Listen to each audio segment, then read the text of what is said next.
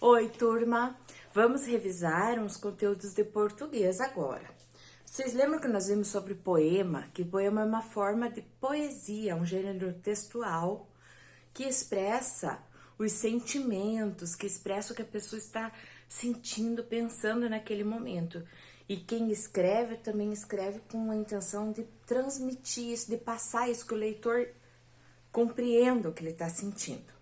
O poema ele tem algumas características específicas. Ele tem estrutura, vocês lembram? Que ele não vai assim, ó, até o fim da linha, que ele tem um desenho diferente, uma estrutura diferente. Cada linha chama verso, cada conjunto de versos chama estrofe.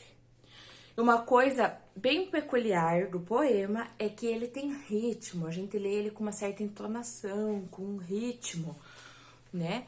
E ele não é obrigado a ter rima, mas é comum as pessoas usarem rima na hora de fazer poema. Eu particularmente adoro a rima. Eu separei aqui um poema para vocês. Chama Minha Escola e a autora é Jane Emirene. Quando eu vou para minha escola, tenho muito o que fazer. Pulo, brinco, faço arte, mas também quero aprender. Meus amigos lá da sala são pequenos como eu. Dão risada, são alegres, são bacanas. E os seus? Legal, né? Agora vamos lembrar um pouquinho sobre a separação de sílabas. Vocês lembram que a gente pode separar as sílabas e a palavra em sílabas, né? A gente separa a palavra em sílabas. Nós temos uma sílaba só, palavras que são uma sílaba só. Flor, por exemplo, né? Não tem como você separar flor. Pé, pá, sol, lua, são palavras que só tem uma sílaba. E elas têm uma classificação. Uma sílaba chama monossílaba, certo? Palavras que têm duas sílabas, por exemplo, pato. Pato, gato, dado, são duas sílabas, se a gente separa, né, ó, pato, duas sílabas, a classificação dela é dissílaba. Palavras com três sílabas, como o casaco, macaco, panela, são três sílabas. Três sílabas chama trissílaba.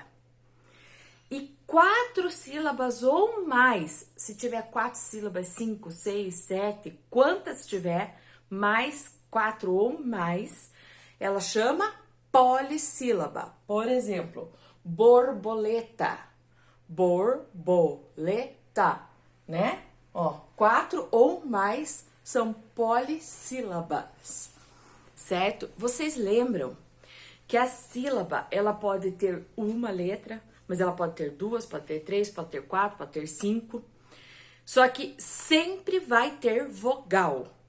Sempre. Não tem sílaba que não tenha vogal, tá?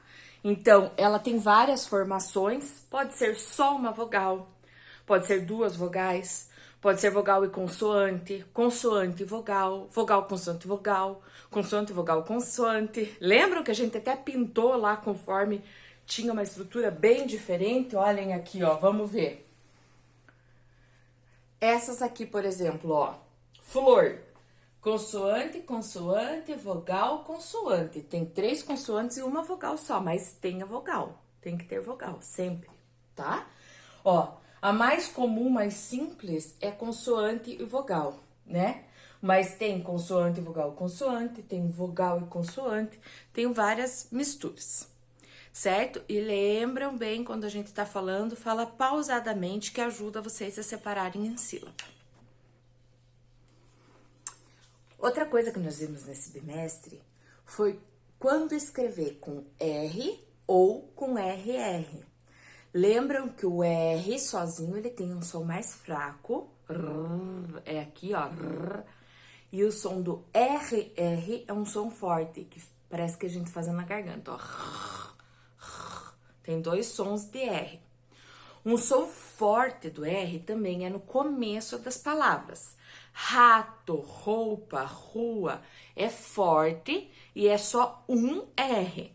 No início da palavra, a primeira letra, nunca existe dois R's, é só um R, mesmo ele sendo forte, tá? Agora, no meio das palavras, se for para ele ser forte e tiver duas vogais, ó, vogal A, vogal O, e o som você quer que ele seja forte, tem que colocar dois R's. Um exemplo, carro, carro. Se eu colocar um R só, fica caro, caro, né? Esse livro tá muito caro. Agora aqui eu tenho um carro vermelho, né? Tá vendo? Então são duas vogais, o R um só fica fraco, com dois fica forte. E uma coisa importante, quando a gente tem duas letras iguais, RR, SS, o que acontece com elas? Na separação de sílaba, elas não ficam juntas. Não fica junto, ó.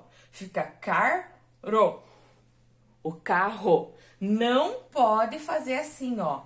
RR aqui desse lado. Não pode, isso aqui está errado, tá bom? E vamos ver agora a última revisão. Então, vocês lembram que nós vimos que algumas palavras a gente escreve com G, somente o G e a vogal. E algumas palavras, para que o som do G saia G, tem que ser com o U junto.